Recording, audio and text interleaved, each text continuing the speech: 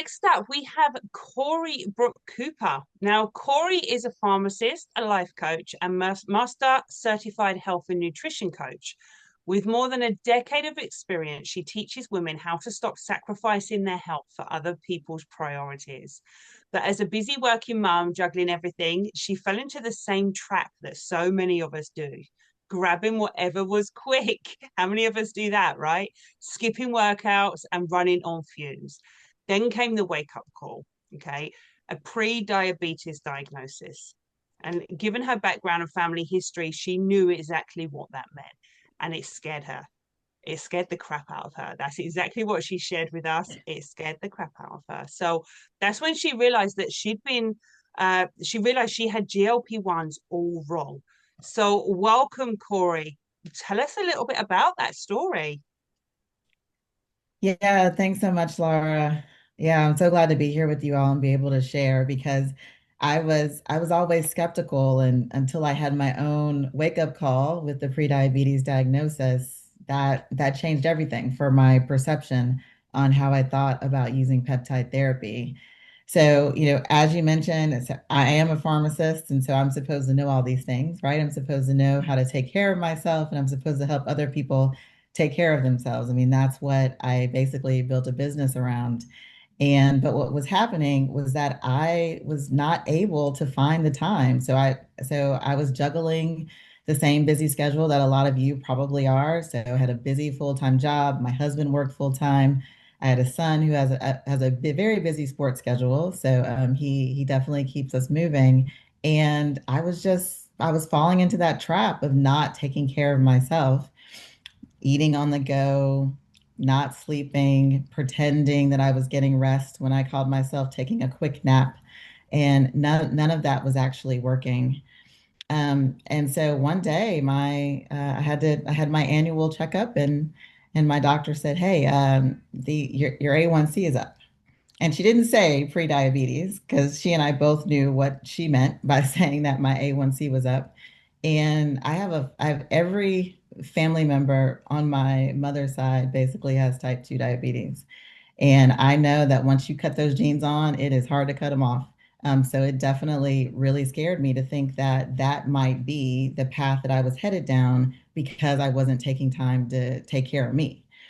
And so I did the things I knew how to do. So I started to change how I worked out so I could help combat that insulin resistance that happens in diabetes.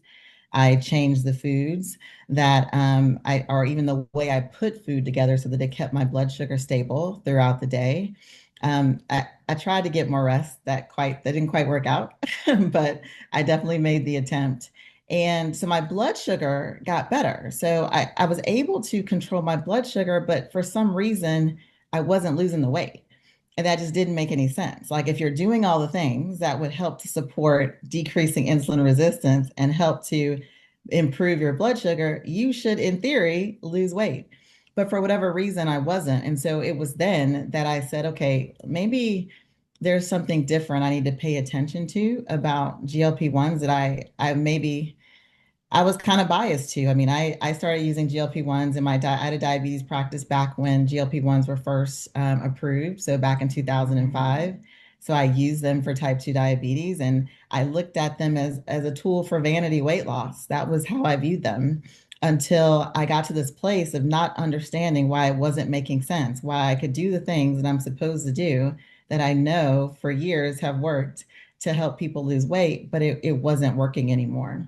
So I was real. So I did what any pharmacist would do: go dive into the research, go read the new studies, go catch up, go review all the data. And I just decided, I'm going to try the GLP-1. I tried particularly the GLP-1 GIP, so that I could better understand, the benefits that I was reading about.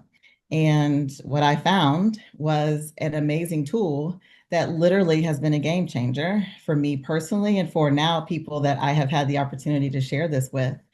So I told you the blood sugar changed, but my weight didn't. So as soon as I started the GLP-1, GLP-1 GIP, which is tirzepatide, I was able to see changes in my weight. I've only been on the peptide for 8 weeks. So it's been a total of 8 weeks. And I've only been on the full dose because I started slow. I started slow for the first 2 weeks. I've been on the full dose for 6 weeks. And in that time, I've lost almost 14 pounds. I have lost 2 inches across my chest, 2 inches across my hips, an inch across each arm. I have, and I couldn't buy 13, 14 pounds for the past year that I had been trying to make sure that I was able to keep my blood sugar under control and of course, by doing so, lose weight. So in this short amount of time, I'm able to see not just the changes on the scale, but also the changes in just body composition. And to me, that's probably been the most powerful thing because some of the I guess scary things you hear is people say, "Oh, I don't want to lose muscle," and so they get worried about that. But I'm not losing muscle when I'm losing these inches. That's fat. That is shrinking fat. That's fat called fat oxidation, and I'm getting that in such a short amount of time. So these peptides are something that I think that I have really changed how I talk about them with people. I'm excited to share, especially through the opportunity with LAMD and having access to multiple peptides. So I was hesitant to start the GLP-1, and now I dove right in. I'm probably on about 4 or 5 now. But I definitely love the peptide space, and I'm just so excited to be able to share this with people and be able to share, even a little bit of a transformation in a short amount of time that I struggled for years to see. Yeah. So you're taking the GLP-1 slash GOP, you're taking the NAD, and you're taking the BPC. So what was that like moment for you where you kind of thought, I'm finally feeling like myself again? Did you have that moment? Yeah, so probably about three weeks in. So it was probably after my first full dose of the GLP-1 GIP. I was kind of like, oh, this feels different. I felt when I was working out, it didn't feel like as much of a struggle anymore. So there were certain like I would be exhausted trying to work through some of those strength training exercises when I first before I started on the peptide. But then now I'm able to move through them easier. I um I thought I was going to have a decrease in energy when starting the GLP-1 GIP peptide. That was kind of why I added the NAD in. And then surprisingly, so kind of like Jen, there was this unexpected benefit to NAD that I started to notice my hair started to grow in fuller and thicker. And I was like, oh, this is a nice perk because I wasn't expecting that. So that's probably been the main thing that I have noticed by adding in the NAD is just the change in how my skin looks, how my hair looks, how I'm feeling. And so, I mean, every day I work long days.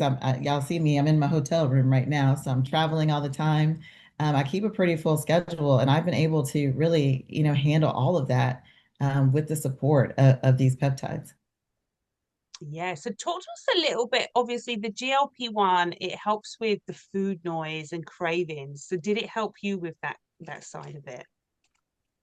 Yeah, I definitely noticed as soon, especially on the day that I took my peptide, like that day I really there was no sensation really to want to eat. I mean, obviously I would plan to eat my breakfast, lunch, and dinner, but the decisions I made and the way I put those meals together was very different because I wasn't distracted by thinking about like, oh, what time is it? Like I used to always have to like plan well, what time is it? It's the middle of it's 12 o'clock, so I'm not going to be able to eat again until 5 o'clock. So should I take a snack at 3 o'clock? Like I'm having like you do all this mental gymnastics around meal planning and the food that you should eat because you're just so preoccupied with it. Because you're taught that you have to eat at certain times a day. You're taught that you have to have a certain protein consumption per meal at certain intervals. Like, yeah, look, all of that stuff is just too much for people who are trying to just function in a regular world and function and do all the things you need to do on a daily basis. So that distracts you from being productive. It distracted me from being productive on my job. It distracted me I would buffer. I would buffer doing stuff I was supposed to do because I was so worried about the food stuff. And so I will definitely say that the distractions, the preoccupation with food, the preoccupation with worrying about what I was going to eat and how that would impact my weight. Because remember, I told you I was doing the things to help my blood sugar, but I wasn't losing the weight. So I became literally over preoccupied with with the foods I was eating because I couldn't figure out why the food I ate didn't help me to lose weight. So definitely there was all that sort of mental nonsense went away. And I was just really able to focus on doing the things I should be doing during the day and using food as a tool for energy at the times that made sense for me. Yeah, absolutely. So you kind of answered my next question with that one, but obviously you are a pharmacist, and how do you explain peptides like in a way that feels approachable? Yeah, I think one of especially because of the marketing and the media around the medications that are currently available to support weight loss, I think people don't quite understand that peptides are not these artificial medications that were created that you now use to either treat diabetes or help you to lose weight. That your body produces peptides. These are hormones, these are peptides within your body that you're already producing. And so this sort of commercialization of them makes people think, oh, it's a medication, so I have to worry about side effects, I have to worry about dose, I have to worry about all these things.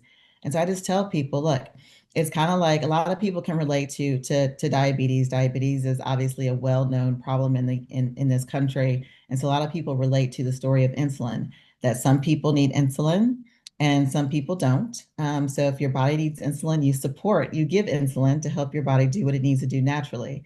So that's what I tell people. Peptides are kind of like that. You are using what your body maybe it doesn't have enough peptides to do what it needs to do for you. So maybe it's inefficient, or maybe you just aren't producing the amount that you particularly need. So you supplement your hormones with exogenous hormones or hormones outside the body, basically to help your body do what it's supposed to do naturally. So a lot of people relate to the insulin story and understand that insulin helps people to lower their blood sugar because they can't do it on their own. It's kind of a similar thing as how I think of just using peptide therapy. It's your body needs support. It's a tool to help your body do what it should do naturally. Yeah, that just sums it up right there. It really does. Thank you for sharing that. And thank you for coming on and telling your story. We're super grateful that you shared your story. Thank you. Absolutely. Thank you.